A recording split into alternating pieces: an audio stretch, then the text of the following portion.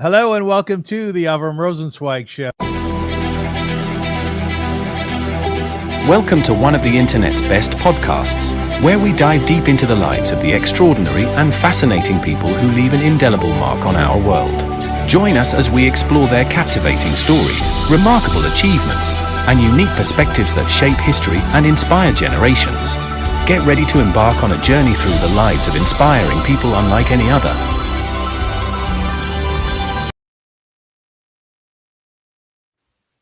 Hello, folks, and welcome back to the show. My name is Avrum Rosensweig, and I remind everybody the reason why I'm doing this show and the reason why I do all my podcasts is to inspire humankind, is to inspire all of us.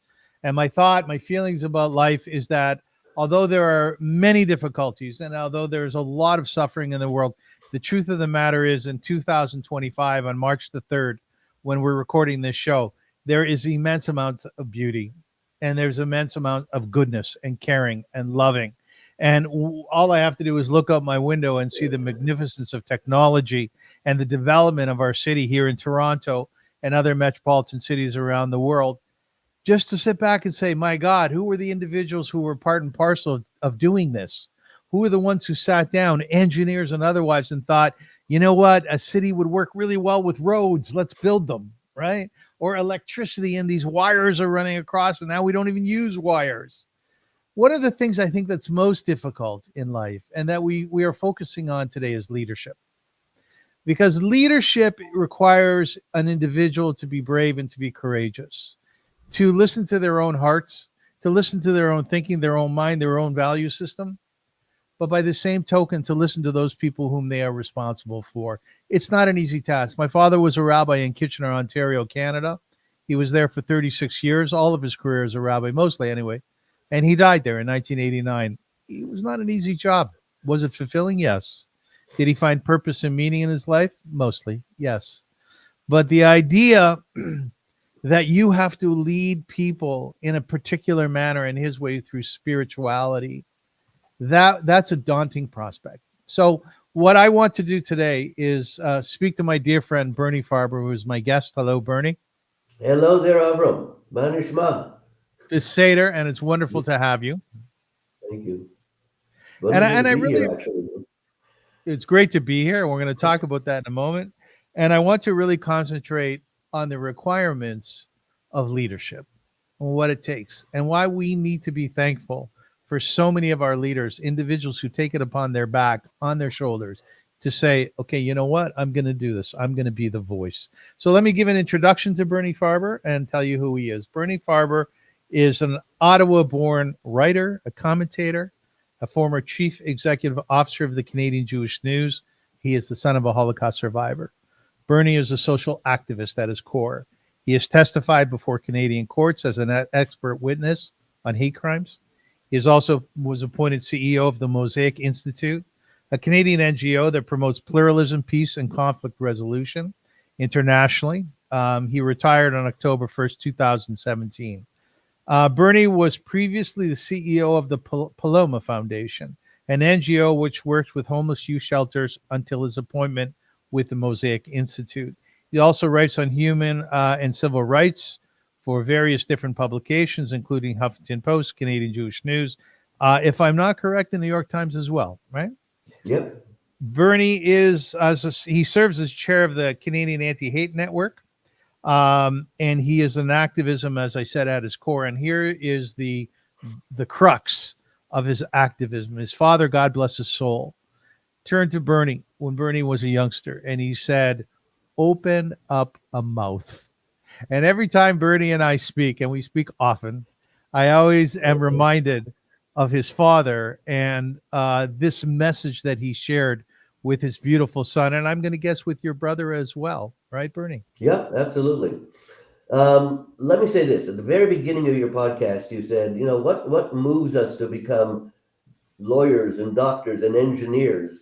And I can tell you that my father, God bless him, and I'll talk about him in a moment, but he said, you want to be a leader in the Jewish community? Why couldn't you be a lawyer or a doctor or an engineer? And of course, much of it was kidding, but much of it was not. I mean, he understood the travails of bringing together a community such as our Jewish community that has not one but a million tales to tell. And how do you find ways to merge all of these into a synthesis that, in the long run, speaks out not just to Jews? That's one thing, and that's probably the most difficult thing, but really to speak out to the non-Jewish community, to have a voice that is respected, to have a voice that is engaged in, and basically to have a voice that that old, I don't know if it was the RCA commercial where when so and so speaks, everybody listens.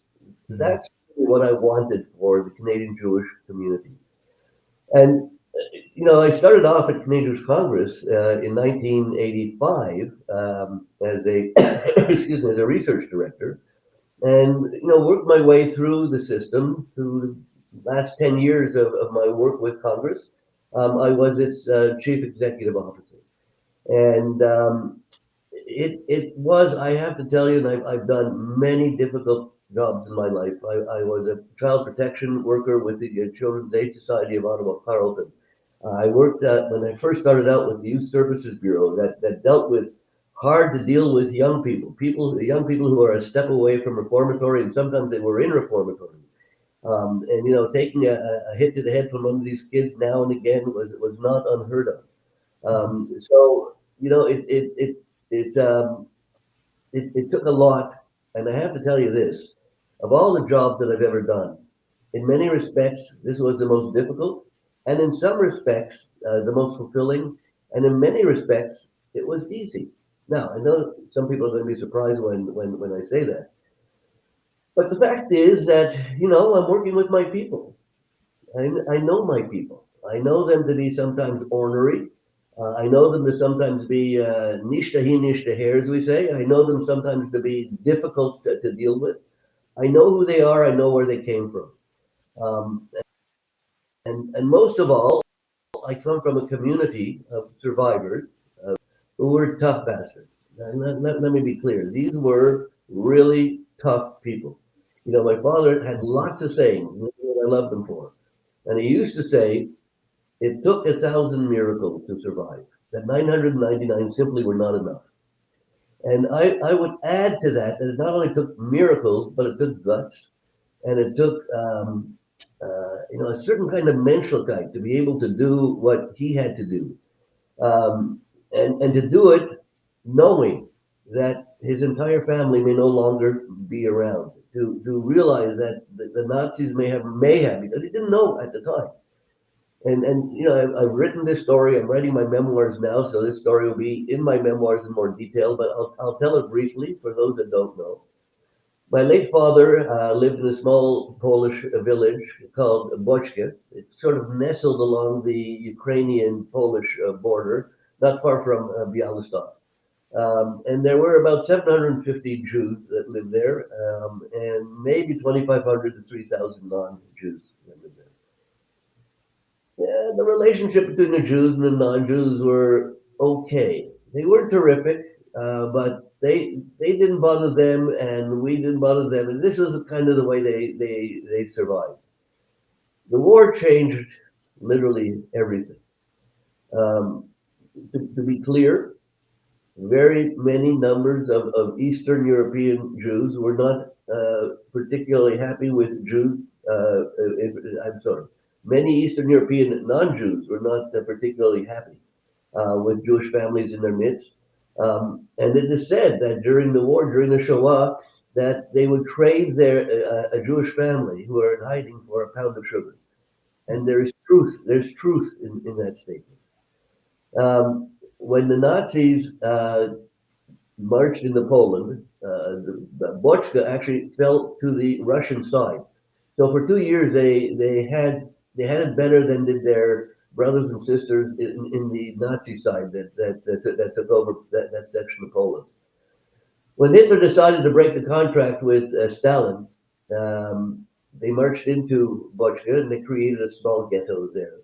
And my father was part of the Judenrat. Now let's again be clear. The Judenrat were not exactly, the name doesn't give them the kind of credit that I think historically it deserves. they were the ones that, for the most part, kept Jewish activity and Jewish life alive in the small shtetl. In some cases, yes, they were pushed by gunpoint, most of them, to give lists of Jews to be sent to various concentration camps.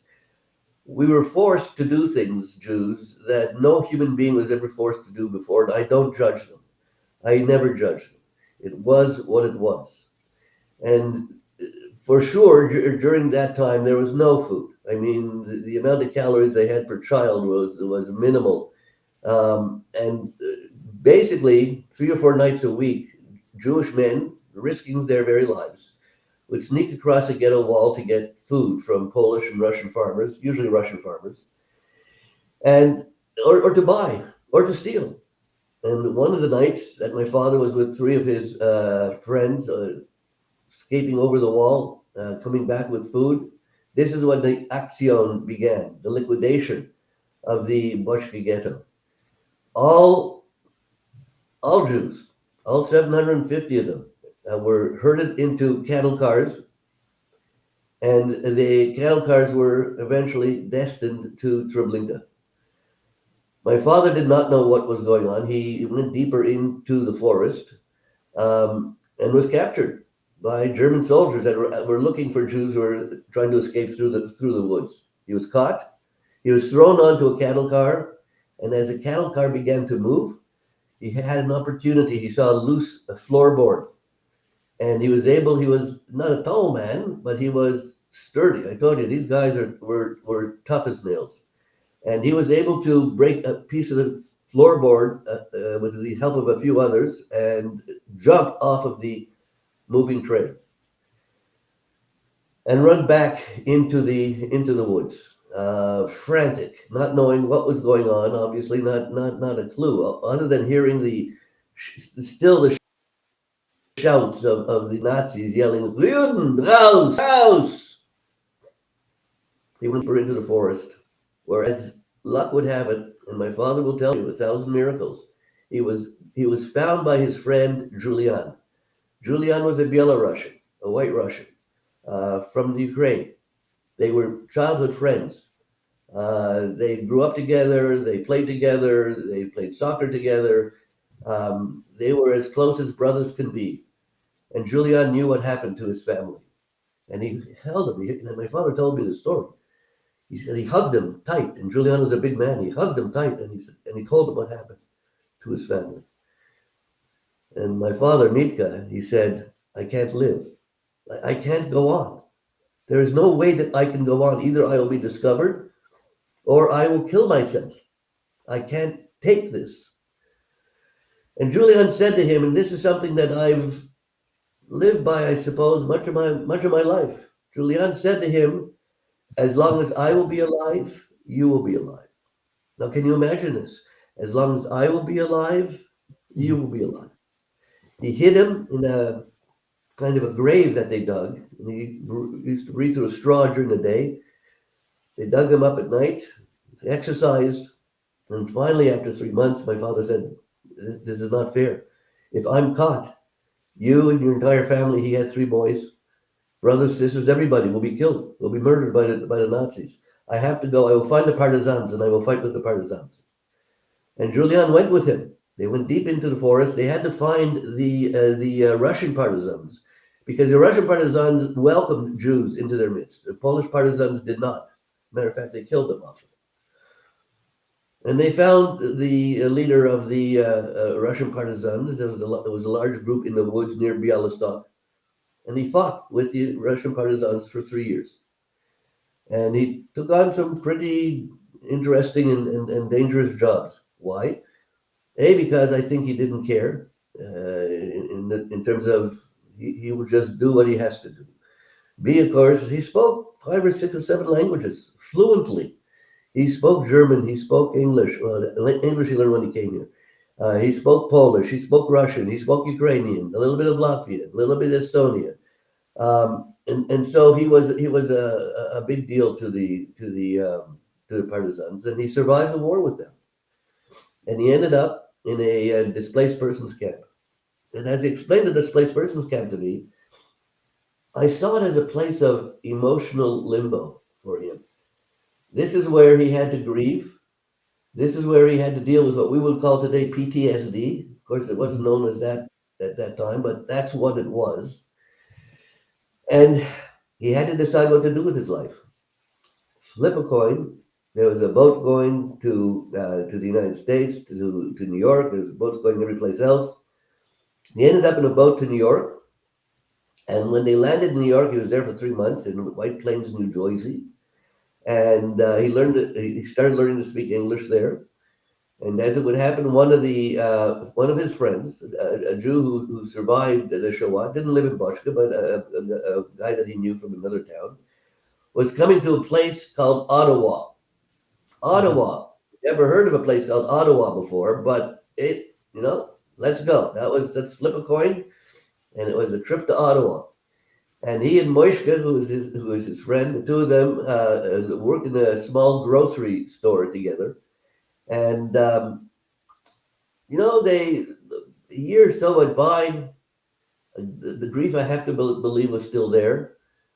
But he used to go to these Volksschule dances. There were dances at what was the community center, Jewish community center in Ottawa at that time. And the Greeners were sort of at one side of the room, and many of them were older than the ones that survived in Canada, as part of the war.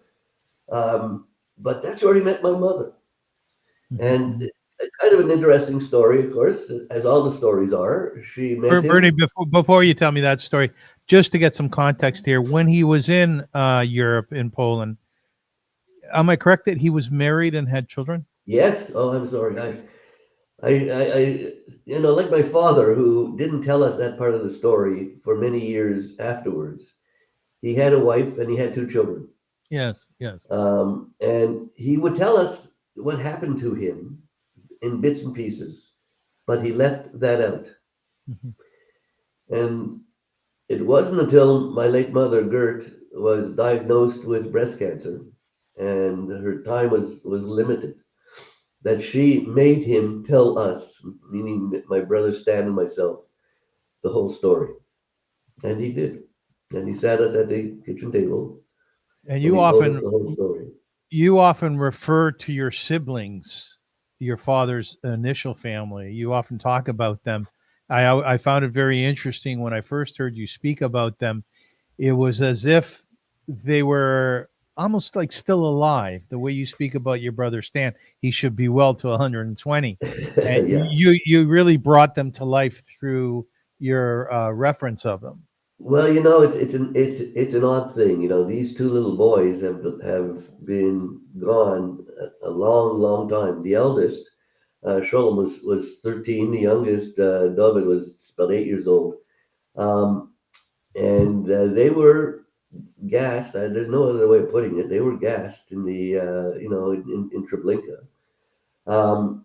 And it is for him to have told us that story. I've never forgotten it. To see a whole family sitting down in the kitchen table just crying for the lives of his first wife, Zisela. And oddly and interestingly enough, my brother Stanley, that's his Yiddish name is Zisela. And I named my first son Zachary. His Hebrew name is Yitzchak, which was David. It was David. Yitzchak was the younger brother, and so he named him Yitzchak after my father's youngest son. And during the bris, my father was the sandek, and he was holding his first grandson, Yitzchak Yair. And you can imagine what that must have been like. There he was, holding his grandson, named after his son who was murdered during the Shoah. But here we were. Hitler lay dead and buried in the ground for years at that point, but we're here. And God bless the Jewish people, because they survived, and this is a wonderful tradition to name your children after those that passed away. So So pick up on the story about when your father met your mother. yeah, I mean, I can sit here and tell stories all day. I mean, that's sort of what I do. When Gert met Max, it was at this Volksschule, and they got along nicely. I mean, it was a different time then. You didn't go out to bars or anything like that, but you went to these community gatherings. And one day, Gert finally had the wherewithal and I guess a chutzpah, because she's a Jewish woman. You don't. This isn't how you operate. She Yeah. did. That was my mother, and invited him to her parents' place, for Shabbat dinner. And he went. Remember, my father's 20 years older than my mother, so there's already all kinds of stuff happening here, right? But he went, and my late grandfather, Binyamin, met him, and he was a tall, bear of a man who I'm told rolled his own cigarettes while he was walking down the street, and sometimes on a streetcar. Anyhow, they met, and my grandfather said, "What's your name?" He goes, "Mitka, Moshe Farber." I said, "Moshe Farber, Mitka Farber. 1 minute." And he went back to his study. He came back, and he had a paper with a list of 5 names. And the Jews of Ottawa, after the war, accepted the fact that they were going to sponsor, Jews that were coming from Europe, the Greeners that were coming from Europe, that they would sponsor them. And most of the Jews that were living in Ottawa gave their names for the sponsorship. On the list of the names that my grandfather, Shlomo, was sponsoring was one Moshe Farber. No. So just kind of the way it is, it's and long story short, Avrum, they got married. They were married for 24 years. And I remember my mother once telling me that it took her 5 years to teach my father how to smile again. Really? But she taught him how to smile again. And, I was already a young boy, and to see him smile for the first time, those beautiful blue eyes really just lighting up. And of course, it was that when Stanley got married, when I got married, when he had his first grandchild, who was a girl, but that didn't deter him. That was Jillian. That was Tova, named after my late mother, Gert, and Gittel, meaning goodness. It was like he had a whole new lease on life, to the extent that, although he said to me, "Bernie, I never believed in a million years that your mother, that I would outlive your mother." Yes. It's true. But he outlived her, got married again for a third time, and married Bess, a Bostonian.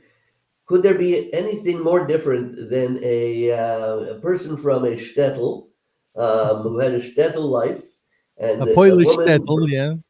and this woman brought up, born in Boston, educated in Boston, although she did speak Yiddish, Yeah. which was lucky, because my father, although he spoke English and other languages, Yiddish was the house language. But my father was 90 when he passed away, 90 years old. And that's quite something. And we go But back to the Bernie, very beginning of our conversation. Let me just say this: when you yes. ask what sponsored, what pushed you towards leadership, it was watching my father's life from the beginning Yes. right through to the end, and watching the hills and valleys of a life of a person who took life by the throat and took it by and shook it to make sure that he can get everything out of life that he possibly could, and he did. I am always incredibly fascinated, strangely, by individuals who own and operate a grocery store. Yes, My dear friends, when I was growing up, the Lublins in Kitchener. yes, You remember the yes. Lublins? They I had remember a the grocery, Lublin, sure do. and after Cheder on Sundays, we would go up to Joey's father's store, and Joey's father would allow us to drink the chocolate milk and take some fruits and chocolate bars. And I thought, my father was a rabbi. You know that, Bernie. You know my father. You knew my father. And it was an interesting job. And there was a lot of magic that happened in our family. But I thought, oh, if only my father owned a grocery store. Now that would be the best. What was that like? Well, it was a neighborhood grocery store, number one. Number two, it was located in Sandy Hill. And Sandy Hill was the multicultural community before multiculturalism even became a thing. Okay, so it was after the war, and people who shopped there were Poles and Russians and Germans and Estonians and Latvians, some English, some Chinese, some from Africa. I mean, they were from all over the world. And my father actually did something that I think the Canadian government stole from him years later. He had a piece of paper on his cash register. Remember the cash register? You used to make it go round and round.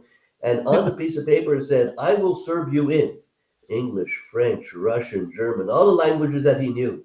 And so everybody came to this store because they were able to speak in their native tongue, basically. They were able to speak German to them, or Russian, or Polish, or whatever the case may be. And he learned French and he learned English when he came to Canada. He had a great facility with languages. But I delivered groceries. I stocked the shelves. Mm-hmm. And then, it was Osgood Food Market. This was the name of the grocery store, Osgood Food Market. And I'll tell you a little story about Osgood Food Market to show you how deep these things go. Some of you may recall that after I left the Canadian Jewish Congress, I tried my luck at running for political office, for running for the Liberals, and I can't even remember what year it was, but I believe it was in the late 80s, early 90s. Thankfully, I did not make it. But because if I made it, you and I probably wouldn't be talking here today. But one of the things that they didn't tell you, that they don't tell you right away when you run for office, is you're going to build up a debt and you have to pay the debt yourself. And so after the election, I owed about $20,000, and I didn't have $20,000, but I had good friends. And one of my really dear friends that I met even before I ran for office and when I was doing work with First Nations people was the Honorable Paul Martin, who I still think is the best prime minister that Canada never had. Never got the chance to be exactly what he should have been. But anyhow, that's a whole other story. And I called Mr. Martin, I called Paul, and I said, "Paul, would you do me a favor? Would you come over to Toronto and we'll invite 30, 40 of wealthy individuals, Jews and non-Jews, to hear what you have to say and just to speak to them exclusively, 40 people. And we'll charge $100, whatever the case may be." And they came, and I was able to pay off my debt. So before the time that we had, with all these people, we went out for dinner together, Paul Martin and I. We were sitting in a restaurant, and I said to him, "So, Mr. Martin, where did you grow up?" He says, "Oh, Windsor, and I went to school in Montreal, and then I went to school." He says, "But where did you grow up?" He asked me. Me, I said, "I grew up in Ottawa, in Sandy Hill." He goes, "Ottawa?" He said, "I went to law school in Ottawa." "Really? Where did you went to the Ottawa University Law School, which was located on the flank of where my father's store was." So I said to him, "Paul, my father owned a store there. It was a grocery market." And I said to him the story, I said, and he looked at me and he said, "Was your father's name Max?" And I said, "Yes." His name was the name of the store, Osgood Food Market. Yeah. And I said, "Yes." And he said, "We used to shop there when we were students at Ottawa U." And he says, "You want to know why we used to shop there? Because your father was the only storekeeper in the whole area that would give credit." Yeah. Like, well, Paul Martin needed credit like you need a third armpit, but that's not the story. This is the other story. So yeah. I love the many stories that you tell of these individuals that you hung out with. So we're going to bounce around a little bit because you bring up the name Paul Martin many years later, and tell me if I'm accurate on this, Bernie. As you said, you were involved in the Native community, and at some point in time, you took a private plane. I believe it was Larry Tenenbaum's plane, the owner of the Leafs and other sports teams here in Ontario and Canada. Was Paul Martin was on that flight and you flew He to was. a native reserve? Is that correct? Yes, that's correct. As a matter of fact, the way this occurred was I was working then for the Canadian Jewish Congress, and I got a call from Larry's office saying, we're going to go visit the White Dog Reserve.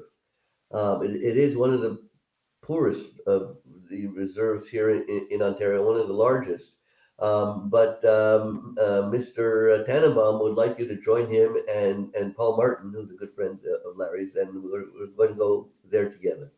And let's meet at the Toronto airport, et cetera, et cetera. Anyways, we went. Beautiful plane. We flew to Kenora.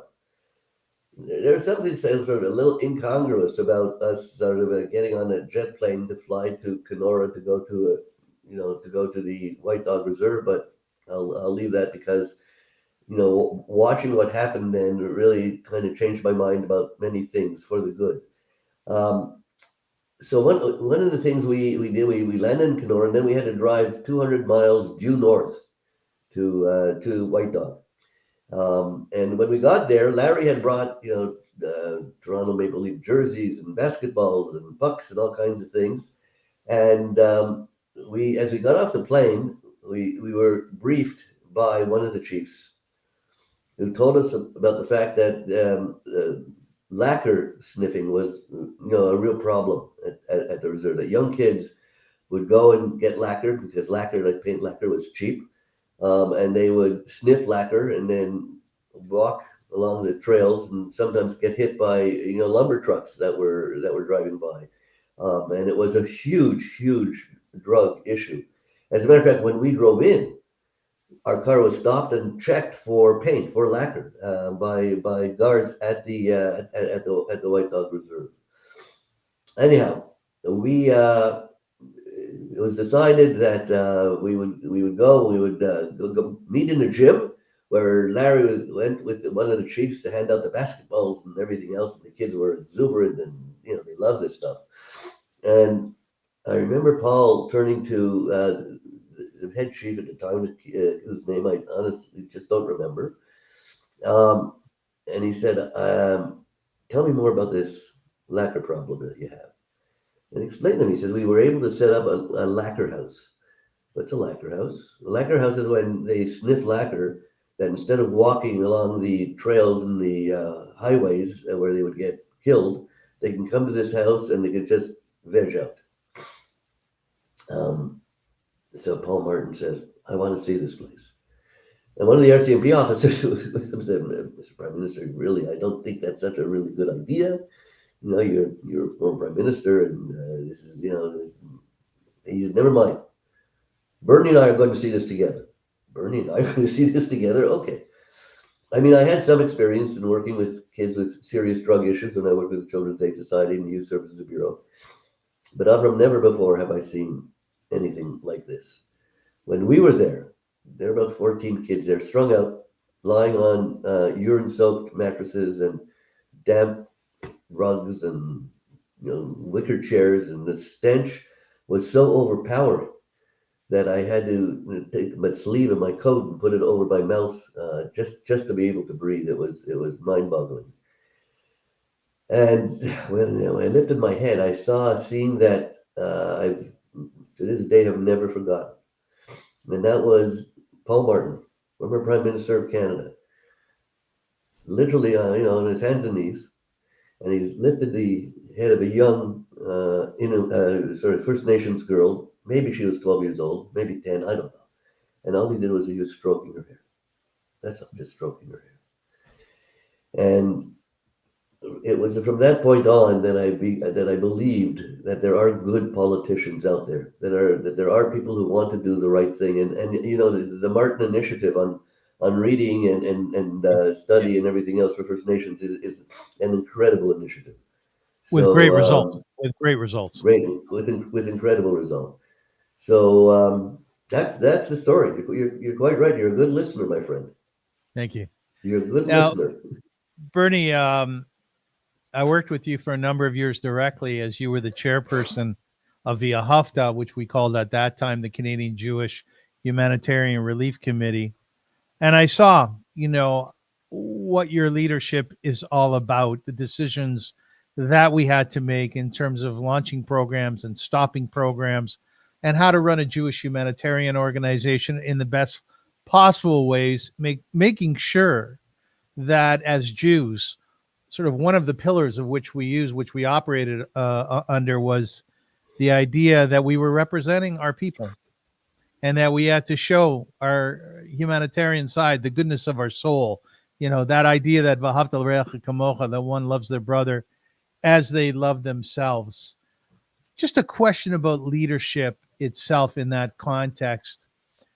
What were the demanding things, the decisions that you had to make? Sometimes I know that they were almost life and death because you had been threatened by people who were our enemies.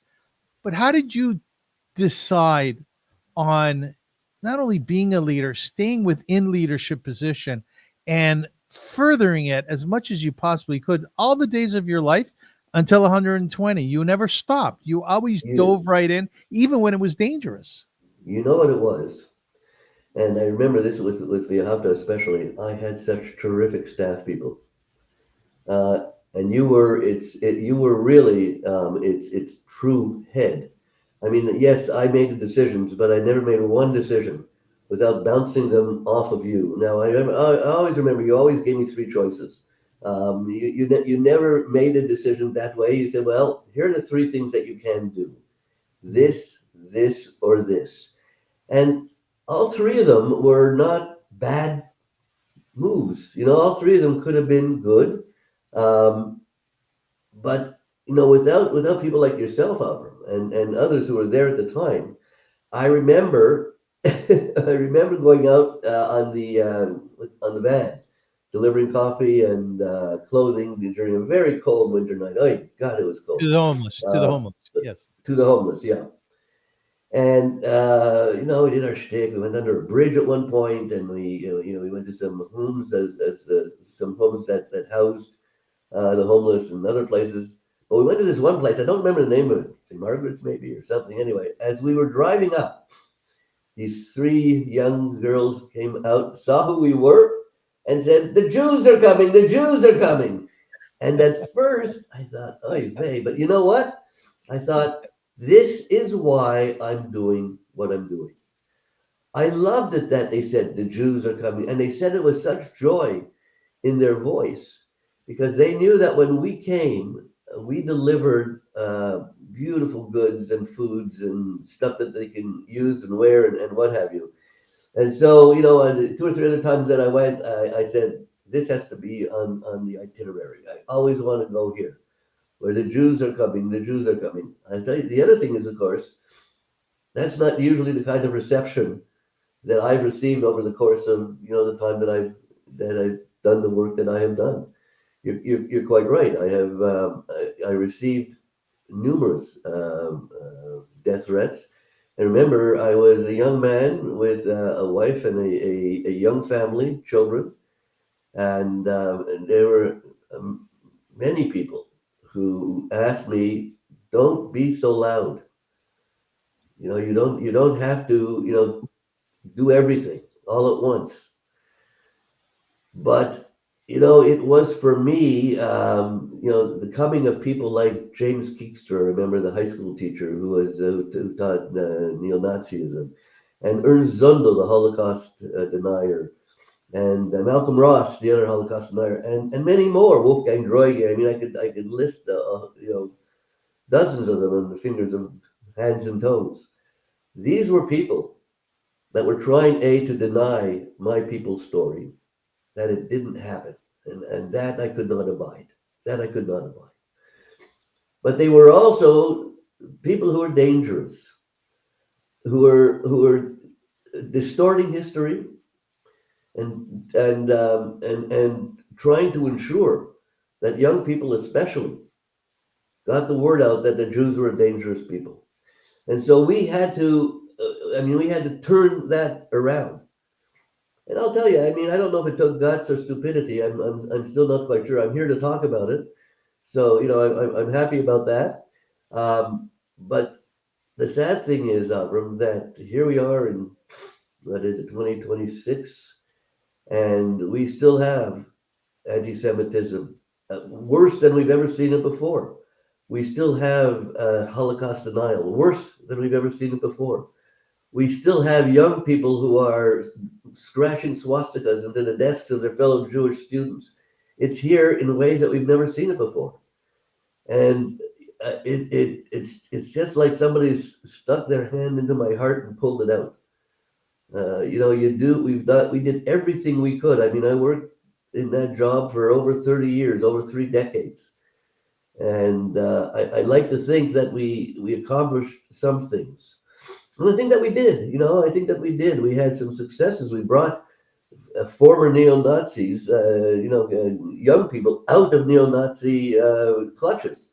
The story of Elizabeth Moore, who was the voice of the neo-Nazi Heritage Front, and how I was able to help bring her out of the Heritage Front. And today she's a young woman, married with her own family. She's been doing anti-racism work for the last 10 years. So she's brought good things. She's paid it forward. So, I guess we were able to do that kind of thing, but it only tells me that in the long run, the world goes around and around, and sometimes there is no hope, and there is no way to change things, and that disturbs me greatly. Oh, Bernie, in that light, I've asked many of my guests, who've been some very high profile, like Michal Cutler, who's Erwin's daughter, and she is Israel's envoy fighting anti-Semitism around the world. I've asked Simon Mamon, who's married to Nir Mamon, who's been called up to fight in Israel 7 times since October 7th, and he's 48 years old. I've asked him, why are the Jewish people hated so much? And I think most studies will show that we are the most hated people in the world. So I'm going to present that to you today, that question. Why are Jews hated so much, Bernie? I believe that Jews are hated so much because we've been around, and for the most part have done so much good over so many decades and so many centuries. Robert Wistrith, the very well-known Jewish historian, once opined that anti-Semitism is the longest hatred. And he's quite right. It is the longest hatred. But we are a small people that have been able to do things from finding cures to incredible diseases, to teaching astronomy and medicine, and the list goes on and on. The number of Peace Prize winners and the number of other winners of international repute, they're Jews. And I think that sadly there is a jealousy that happens when that occurs.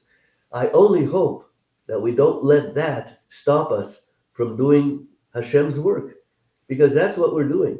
Is Hashem's work. You know as well as probably better than me, Avrum, that in the Talmud it talks about we don't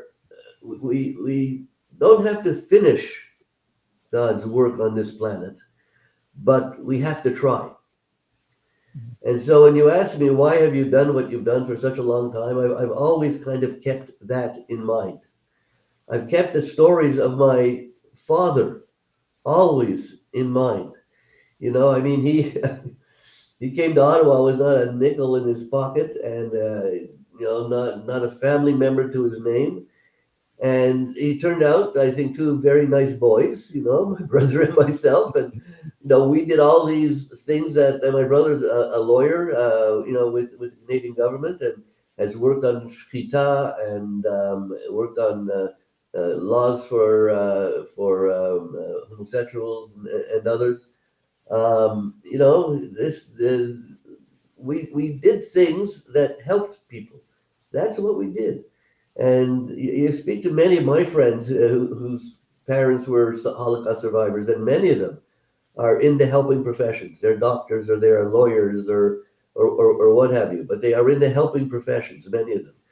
And so this is who we are as a people. We look up to Hashem, and we don't have to be religious. We just have to understand that there is a power greater than ours up there. And we do what we have to do in order to make the world a better place. We talk about making the world a better place. If Jews can't do it, nobody can. And that's what I believe you see us doing, is making the world a better place. And You sometimes know, we I say, I, I recently interviewed Phil Fontaine, who "Oh is yeah, the I love Phil." former chief. Yeah, I love Phil too. He's a former chief of the Assembly of First Nations. He's one example of a non-Jew who, when he speaks about the Jewish community, he does so with such great endearment, such great love, and such great appreciation for who we are. So I want to talk about our friends for a moment because That'll be nice. yeah, because we as Jews, we can often get caught up in the idea, oh, he's an anti-Semite. You know, he said, so he used the word Jew inappropriately. You know, I remember when I was in Kitchener, my mother and I went shopping at Kresge's, and there was a young man at the cash register. And my mother said to the young man, my gosh, Kresge's is charging a lot for this blouse. And the young man said to my mother, yes, I know. I think we're Jewing people. And my mother Yeah, got so uppity. You remember my mother? She was yeah, yeah. feisty. And Very well. I said, Ma, just leave it alone. And she said, oh, no. Oh, no, no, no, no. I'm not leaving it alone. And she turned to the young man. She said, do you have any idea what you just said? He goes, yes, we charge a lot for that. She goes, no.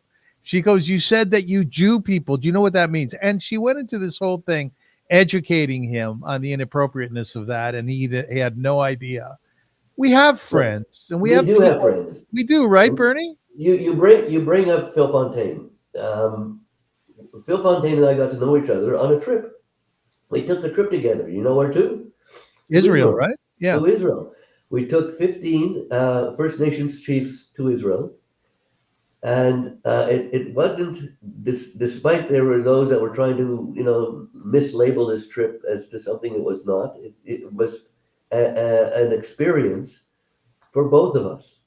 For us to get to know First Nations chiefs and the work that they do, and for them to get to know us as an indigenous people of an indigenous land, who are still standing here today despite everything. And I'll tell you something. I mean, Phil and a number of the other chiefs at the time warmly embraced this trip because they felt a connectedness to the Jews. They felt a connectedness to these people who, like my father, had to go through all kinds of hell and then came back to the land that was their land and, tried to make a new life for themselves, whether it was in Eretz Israel or whether it was in the Galut. It didn't matter. They saw in Jews a fighting spirit, and it was something I've never forgotten, never forgotten. And so Phil Fontaine, is he a friend of ours? Of course, he's a friend of ours. And Jews should not forget that there are those in the First Nations community who are more supportive of the Palestinian cause. That's Zoe. By the way, they're allowed to be supportive of the Palestinian cause. I remember one time, and I hope I'm not putting words in his mouth, but I think it was Erwin Kotler, who used to say, I'm both pro-Israel and I'm pro-Palestinian. He said, what do you mean? Because I want to see Israel on a land living, on its own, as a free and decent people, and I want to see the same for the Palestinian people. And so, and I've never forgotten that. To me, it speaks highly to who we are. In the years that I've been working either with the Canadian Jewish Congress or others, I made many friends, many non-Jewish friends. One I want to talk about, and you'll see why in a moment, is the Slate family, Gary Slate and Donna Slate. They owned all kinds of radio stations and CFRB. wealthy, yes, very wealthy, beautiful, honest, decent people. Um, uh, she would ask me, can you tell me some things I could read about the history of the state of Israel? She wanted to listen to podcasts. She wanted to get a real sense and a real understanding of what that was. Gary, on the other hand, was a businessman, and he knew our people. He knew our people for being ornery, tough, yet honest. And I love Donna and Gary Slate. And I don't know if I mentioned at the beginning of our broadcast that I'm facing some health challenges Mhm. that thankfully I'm working through. Thank God. And thank God. And it'll take some time, and there's always another curveball to look out for.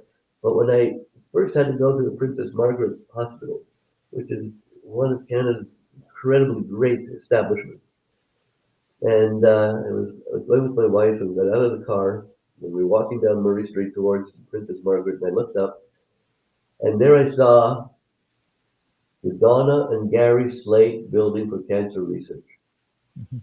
Princess Margaret Hospital. And I turned to my wife and I said, "We'll be okay. Mhm. Donna and Gary are looking after us."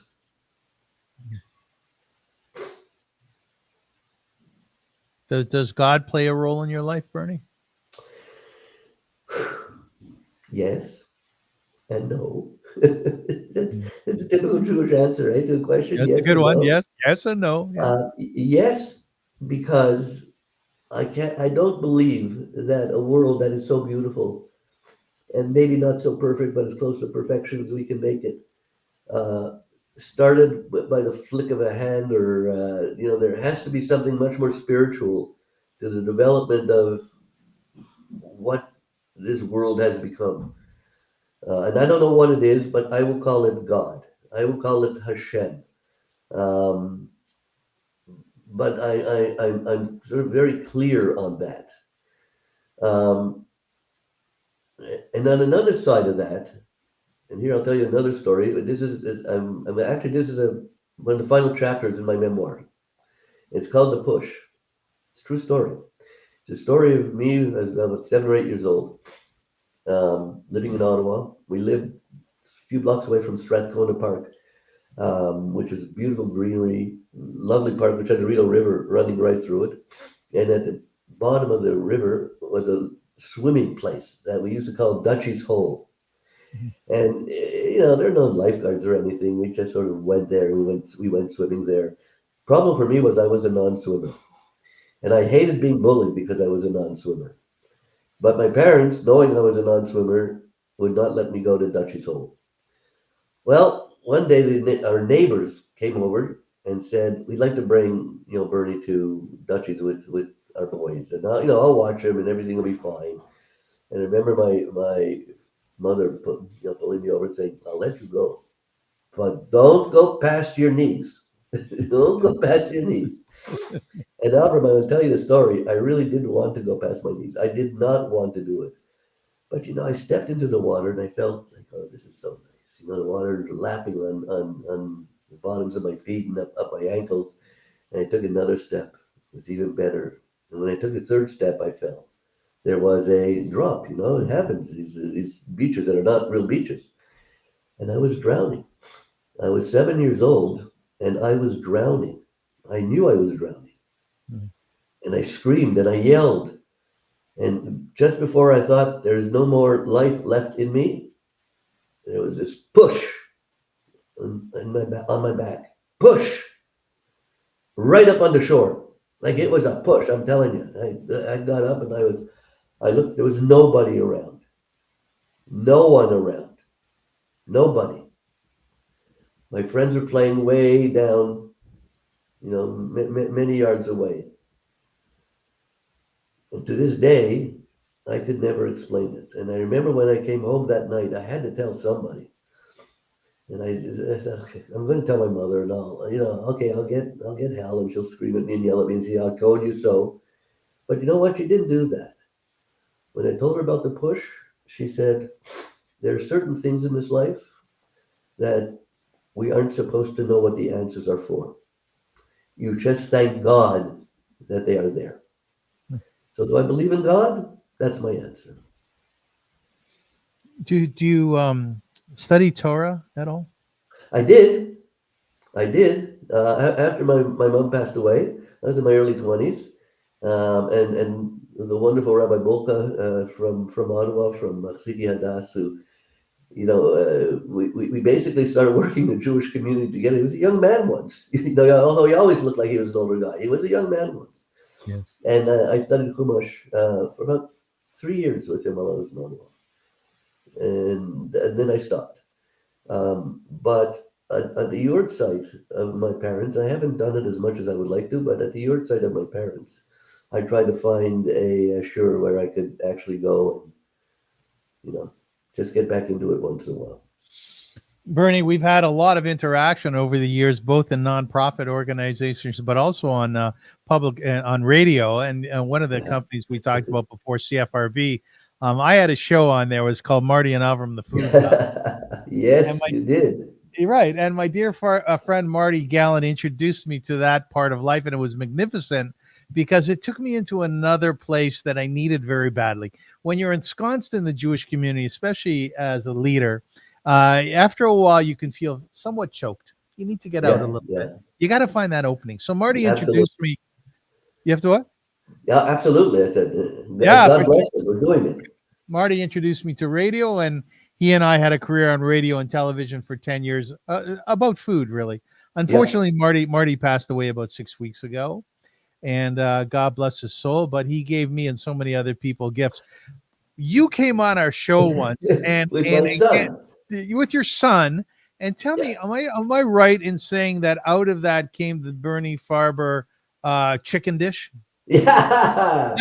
Yes, you are kind of right. That is sort of correct. Yeah, tell us about that. I'll tell you the story. So you invited me to go on a show to gab like we are here. We've always had I feel, Avrum, this tight and close relationship that I'll say things to you that I won't say to many, many other people. Right. So when people are listening to this podcast, they're getting stories that they won't hear anyplace else. Very good. Very good. This probably being one of them. So, we had this conversation, and Marty would interject, as he always did, with some kind of a grimace or a line or something or another, which made me, bellow with laughter. But part of the show that you did is you brought on these celebrities or people who, were known, and asked them to make a dish on radio. I remember saying to Zachary, my middle son, one Yitzchak, named after my half brother, I said to him, "We're going onto this radio show about my friends Avrum and Marty, and we're going to make a chicken dish. Can't remember even how the dish is made anymore. And you're going to help me." So he helped me cut the chicken. We put it on. We made it. And when we got home, he said, "Dad, that was great. That was the best radio chicken I ever had." Yes, radio chicken. And to this day forward, even to now, to my grandchildren, of which now I have 6, they live all to be 120. What's the crux of that recipe? What did you put in it? I put in it pretty well everything that's kosher that you can put in it. Every vegetable that you could potentially think of, minus, I didn't like broccoli so much at the time, so I kept broccoli out of it. A little bit of oil, a lot of garlic, salt and pepper, and cumin. And here's the secret. You fast fry the chicken, you cut into little cubes. You fry them up first and add a tinge of soy sauce. Not very much, a tinge of soy sauce. Fry it up, take it out, scoop it out, put it in a bowl, put the bowl in the oven, then put all the vegetables that you can think of in there, smushing them all up for about 10 minutes so that they're not soggy when you finally sit and eat it. Put the chicken back in, you stir around, add a little bit of cornstarch, and then put it in a bowl, and you have radio chicken. That's just lovely. I gave the recipe away for the first time in 40 years. To all of my listeners and viewers, your wife and you have been married for how long now? 40 years. Whenever I see the two of you together, as I did just moments before we went to podcasting, honestly, you look like a young couple. You're so nice. You do. You look like you look like a young couple. Do you still hold hands? Oh yeah, all the time. Are you kidding? We don't go to bed without saying "I love you" to each other. I mean, she is. It sounds a little corny what to say, but she is my rock. Honestly, especially in the last year with some of the issues that I've been going through, never would have been able to do anything like I'm doing without her. She is fantastic. She looks exactly the same today as the day that I married her. Yes. I'm thank you very much for saying nice things about me, but believe me, she looks much better than I do. And I've been very fortunate. And a plug for my memoir. I tell the story about how I met Karen in the memoir. And it's kind of it's a funny and interesting and poignant. And I'm not going to tell it here because I want people to buy the memoirs. I know that every rabbi has a rebbitzin, mostly. Times have changed, so sometimes a rabbi and a rabbi come together. But that being said, my father's rabbi was my mother. My father's rebbitzin was my Rebbitzin. mother, and she was there when the phone would ring at 4:00 in the morning, Yeah. when a member of the congregation wasn't well or a tragedy had happened. And I often think about the things that you went through as a Jewish leader. The plots against you by the Heritage Front was one thing that comes to mind. The decisions that you had to make, once again, that were very often life and death.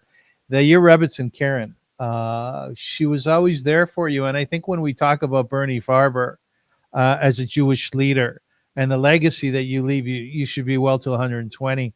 We can't do that without mentioning your Rebbitzin, without mentioning Karen. Without a doubt, Yeah, because without yeah, her support, I could not have done any of this. And you're quite right. Sometimes I had to make decisions, and if she would have said to me, "No, don't do yeah. that," I wouldn't have done it. But I got to tell you something, Avrum. She never said no. Yes, She yes. never said no. Listen, there are things that I trusted her on that I wouldn't even make a decision without asking her because she knew far better than I did, especially in bringing up our kids. I mean, listen, I was a social worker. I should have been able to do this, standing on my head. Not so easy. Not so easy. She was the real champion in our family, I have to tell you. And without her bringing up the children, because there's a lot of times I was away. I traveled in Europe very often. I was in meetings. I was away nights. It was difficult, and without her doing this without ever a word of complaint to this very day, without a word of complaint. And now it's with the grandchildren that she does. And I look at her and I say, how do you do this? Where do you get this strength from? Well, she plays pickleball. She plays pickleball. She's a much better pickleball player than I am. So that's where Great. she gets the strength from. Yeah. I remember too about my father that you're right. He wasn't home very often. He wasn't home very often. Were you? Would you say that you were a good dad, or that you are a good dad? I like to think that I was. I'm finding out certain things that have happened, now that if I had to do it all over again, I'd probably do it somewhat differently. But, I like to think that I was a good father. My father had no training on what it meant to be a parent. He just parented, even with everything that he went through. Um, I learned my parenting skills from my mother and my father. And as you say, you've heard me talk very often about my father, and I will mention the sayings that he had. Well, now more lately, I've been looking at and thinking of my mother, and the stories and the lessons that she taught me. And it's one of the reasons that I wanted to put that chapter in the book right up front, the push, because she was the one that said to me, in life there are certain things that we aren't supposed to know, we're just supposed to accept it. Bernie, do you like yourself? Do you like your character? Most of the time, there are certain times when I get really well, grumpy isn't the word, that'd be too soft. I get angry with myself for not doing certain things that I wished I would have done better. Um, Sometimes I think of issues that came to my desk that I just didn't have the time to deal with. Be very upfront. I just did not have the time to deal with it. There were three of us basically that was working for the Canadian Jewish Congress. There was myself, there was Len Rudner, Mhm. and there was Danny Fine. There were some others that came and went, but those are the three I think of when I think of the Canadian Jewish Congress. Wendy Lampert, of course, is another one. I mean, we had a home. The Canadian Jewish Congress is our home. And I know I'm sort of going off track a little bit, but It's I have okay. to tell you that I think that the Balabotum, during my time, when they dismantled the Canadian Jewish Congress, and that's when I left. It was at that time that I left and tried my luck in politics, and then ended up with the Mosaic Institute and what have you. Um, but I think it was a mistake, a big mistake of judgment to have dismantled the Canadian Jewish Congress, because even non-Jews respected the work that we did. They came to us very often, asking, could we give them some hints on how to do this and how to do that and how to work here and how to work there. And even to this very day, I'm doing some consultation with UJA Federation and others. But at a time after October the 7th, when our community is filled with grief and anger, I still say I'm filled with grief and anger. Filled with grief and anger. I have family not far from the kibbutzim, and one friend, a lovely friend who lost her daughter to the monsters. We used to tell our children that there are no monsters under your bed. We have to change that. There are monsters under the bed. And October the 7th taught us that. But I've still maintained some kind of connection to certain leaders within the Muslim community, within the Palestinian community. Why? Because I think there's going to come a time when they have to learn to talk to each other again. And we'll have to engage in some very courageous conversations in order to make that happen. So, yeah, I'd like to be around for that. Amen, Bernie. Just in conclusion, we're living in challenging political times. Are we going to be okay? The very fact that I had to stop and think about it should give you the answer. I pray that we're going to be okay. But in all the times that I've had to deal with through 30, 40 years, I have never been as concerned as I am now about the future of the Jewish people. Doesn't mean we can't overcome this as we have other things, but this has been of the worst, and I'm very, very concerned. Yeah, I'm concerned. I'm concerned as well. Deeply concerned. It's not to say that we don't pick up the cudgel and move forward, because that's what Jews do, right? We move forward. We do. And because we have moved forward, we've won the day. So I always think about that. When you asked me the question earlier about the work that I've done and why I do it, and well, we've been able to do it even for the 40 years that I've done it. Most of it's turned out to be good. So we have to hope that somewhere out of all of this there will be goodness. We have to hope for that. Bernie, when you look back on your life, and I always say, we should all live a long life. We should be a bunch of old kachkas together again in 10 or 15 or 20 years and do other such interviews. But when you look back on it overall, what would you say about your life? What would I say about my life? I would say that I had a really good time. Yeah. I can tell you stories that I couldn't tell you here on the podcast, but when we go and get together for a beer or a coffee, I will tell you. But I've been fortunate, really fortunate in my lifetime to meet wonderful people: Nelson Mandela, Yes, Prince I King remember. Charles, Desmond Tutu. I mean, many, many people that gave me life's lessons. So, yeah, my life has been a good one. I've laughed and I've cried, but all in all, I've had a good time, Shall we and I'm going to dedicate continue this? to have a good time. Yeah, amen. Should we dedicate this show to your mother and father then, and your father's first children? Let's do that. Let's do Yeah, that. Okay, yeah. it's a deal. It's a Open deal. up a mouth. That's the message of the Open show, up a right? mouth. That's Open, it. Open up a open up a mouth. open up a mouth. Did You your want to father get open up something a mouth? done? Open up a mouth. Did your dad open up a mouth? Was he vocal he was vocal in the grocery store. in the grocery That store? was that was his place, and he talked politics, mostly like Eastern European politics, because that's what he was, most knowledgeable on, but also about Israel. And he let it fly, but only at Osgood Food Market. Very rarely would he do it elsewhere. He Very felt good. safe there. And I feel like we could do a trilogy here if we wanted to. There's Probably we could. Probably we there's could. there's a lot to your life, and I want to say to you, and I've said this to you before. Thank you so much for your leadership. You've always reminded me of my dad, although your politics are very very different. I know. It very I different. loved your dad. He was a mensch of the highest order. Yeah, he was a good man, and he was in the Yeah. front lines. Yeah. And And not everybody likes you, Bernie, and that's probably a good thing if because that everybody liked me, I wouldn't be doing everything right, right, or wrong. right. So So that's okay. That's what I okay. w- what I would tell people is you're the old time leadership. You're the guy who steps out front with your chest out and saying, "I'm a Jew, and you have a problem with me. You know what? Tell me to my face." My And face. you've done Yeah. that over and over and over and over throughout your career.